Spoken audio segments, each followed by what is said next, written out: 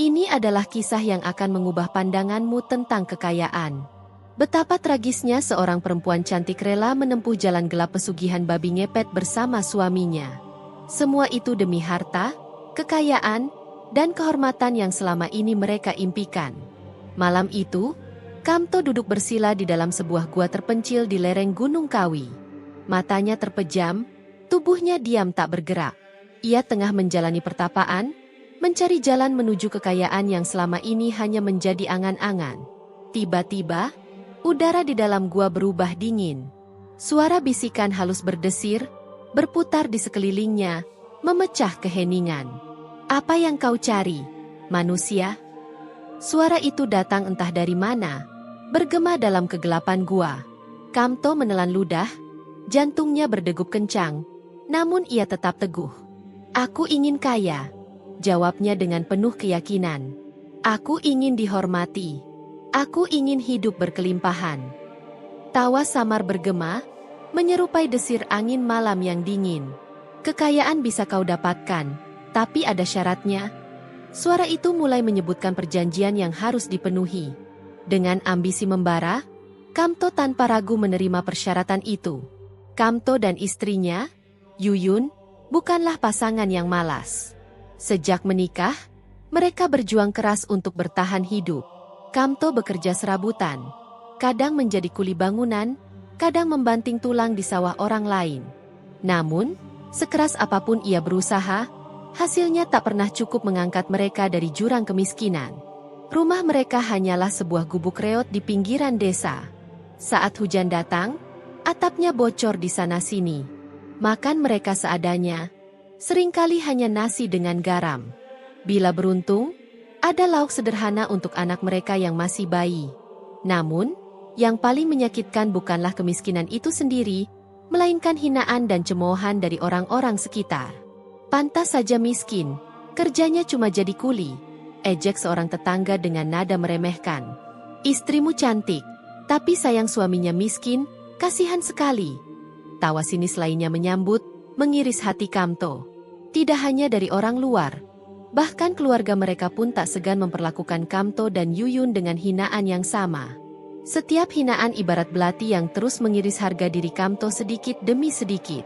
Ia ingin menjadi laki-laki yang bisa dibanggakan istrinya, bukan hanya menjadi sasaran ejekan dan hinaan. Dalam keputusasaan yang mendalam, Kamto mengambil keputusan yang akan mengubah hidupnya selamanya. Malam itu, tanpa sepengetahuan istrinya, Kamto mengemasi beberapa barang dan dengan langkah mantap pergi menuju sebuah tempat yang selama ini hanya ia dengar dalam cerita, Gunung Kawi. Ia tak peduli risiko yang akan dihadapinya. Yang ia inginkan hanya satu, terlepas dari kemiskinan dan hinaan.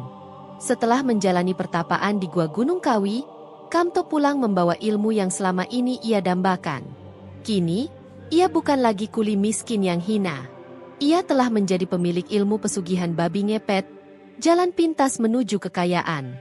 Namun, jalan ini bukan tanpa risiko. Di malam pertama, Kamto dan Yuyun bersiap menjalankan ritual yang diajarkan oleh suara gaib dalam gua. Yuyun menutup rapat pintu dan jendela rumah, memastikan tak ada yang bisa melihat perbuatan mereka. Di tengah ruangan, sebuah lilin menyala redup, cahayanya bergetar mengikuti hembusan angin malam. Yuyun duduk dekat lilin, matanya tak berkedip, tubuhnya tegang. Ia tahu tugasnya sangat penting, menjaga api lilin tetap menyala. Jika lilin padam, nyawa suaminya menjadi taruhannya. Kamto berdiri di hadapan istrinya, nafasnya berat, jantungnya berdegup kencang. Ia tahu setelah ini ia bukan lagi manusia biasa. Dengan membaca mantra yang diajarkan, tubuh Kamto mulai bergetar hebat, kulitnya menghitam, wajahnya berubah menyeramkan, dan tubuhnya membungkuk. Akhirnya, ia tak lagi berdiri dengan dua kaki. Kamto telah berubah menjadi babi ngepet. Tanpa suara, ia lari menyelinap ke dalam gelapnya malam, dengan tujuan satu, mencuri kekayaan orang lain tanpa terdeteksi. Sementara itu, Yuyun menggenggam erat tangannya, menatap lilin di hadapannya, berdoa agar api itu tetap menyala dan suaminya kembali dengan selamat. Waktu berlalu. Sejak Kamto menjalankan ilmu pesugihan babi ngepet, kehidupan mereka berubah drastis. Dulu, Mereka sering dihina dan dipandang sebelah mata oleh warga sekitar. Kini, semua orang bersikap ramah. "Selamat pagi, Pak Kamto.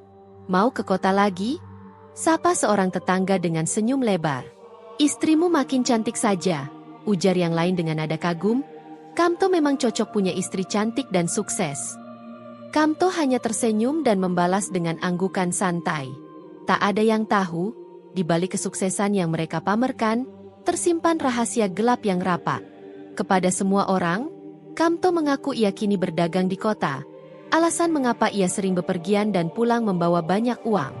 Setiap malam, Kamto menjalankan aksinya jauh dari desanya. Menyelinap dalam gelap sebagai babi ngepet di desa lain, ia mencuri uang dari rumah-rumah tanpa meninggalkan jejak.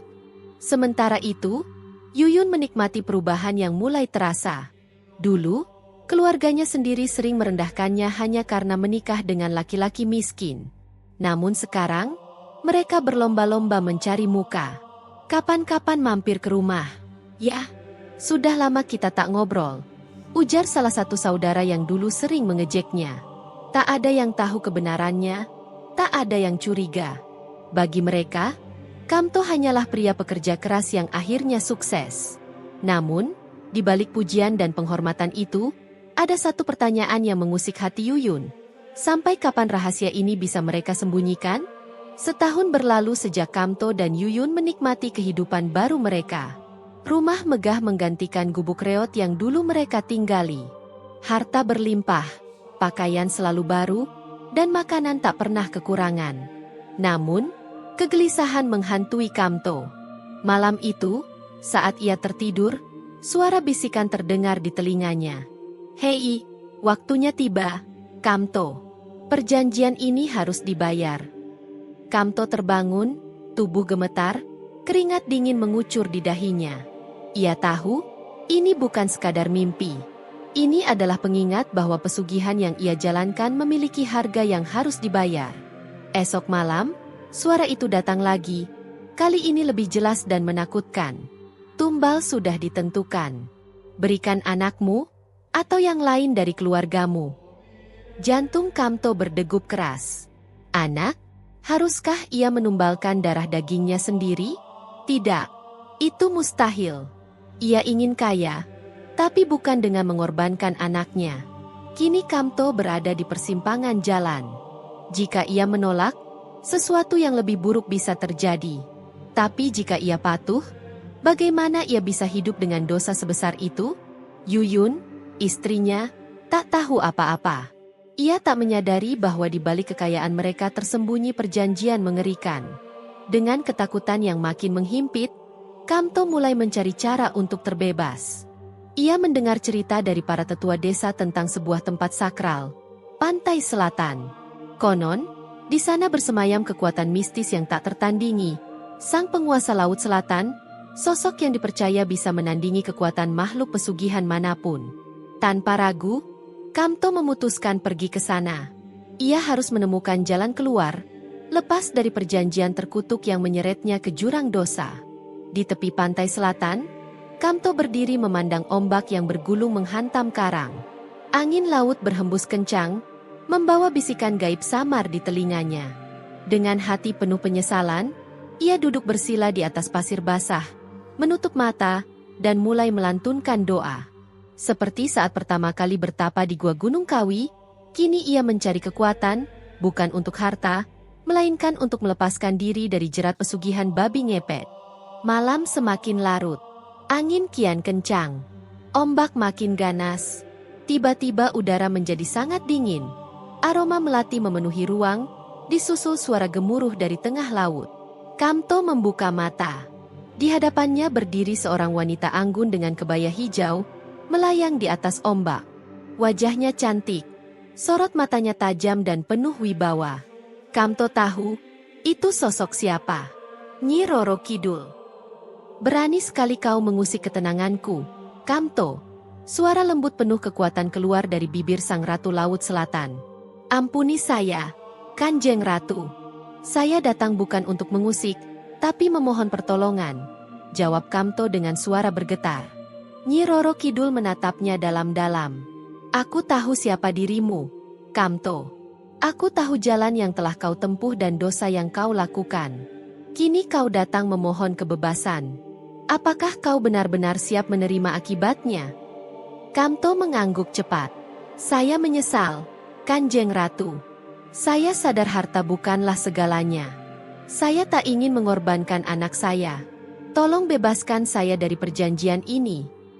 Nyi Roro Kidul tersenyum tipis. Matanya tetap tajam. Harta yang kau dapatkan dari jalan pesugihan bukanlah milikmu. Jika kau ingin terbebas, kau harus rela kehilangan semuanya. Kau akan kembali seperti dulu, miskin tanpa kekayaan yang kau banggakan. Kamto menelan ludah dalam-dalam, menyadari betapa besar harga yang harus dibayar. Namun, tekadnya sudah bulat. Saya rela, Kanjeng Ratu. Asal keluargaku selamat, aku tak peduli kehilangan segalanya. Ucapnya penuh keyakinan. Nyi Roro Kidul mengangkat tangannya perlahan. Angin laut pun kian kencang. Ombak menggulung tinggi, sementara suara gemuruh mengguncang bumi. Sebuah ritual agung dimulai. Kamto menutup matanya, merasakan kekuatan besar mengalir di sekelilingnya. Angin laut berhembus pelan, ombak ganas mulai mereda. Ia berlutut di hadapan Sang Ratu Selatan, tubuhnya terasa ringan, seolah beban berat yang selama ini menghimpitnya terangkat. Dengan sorot mata penuh wibawa, Nyi Roro Kidul berkata, "Kini kau telah bebas dari perjanjian itu, Kamto. Namun ingat, semua harta yang kau peroleh dari pesugihan itu akan lenyap. Kau harus siap menerima kenyataan ini." Kamto mengangguk mantap, hatinya sudah bulat. Sesampainya di rumah, semuanya benar-benar terjadi. Harta berlimpah yang dulu dimilikinya menghilang tanpa jejak. Uang yang berderet lenyap, perabot rumah satu persatu menghilang, dan rumah megah yang dibangunnya mulai runtuh, menyisakan bangunan kosong dan reot. Warga desa terpana melihat perubahan drastis Kamto. Mereka tak pernah tahu dari mana datangnya kekayaannya, juga kemana lenyapnya itu semua. Tapi Kamto tak lagi peduli pada pandangan mereka. Kini yang terpenting adalah keselamatan keluarganya. Dalam kehancuran itu, Kamto teringat nasihat Nyi Roro Kidul saat ia meninggalkan pantai selatan.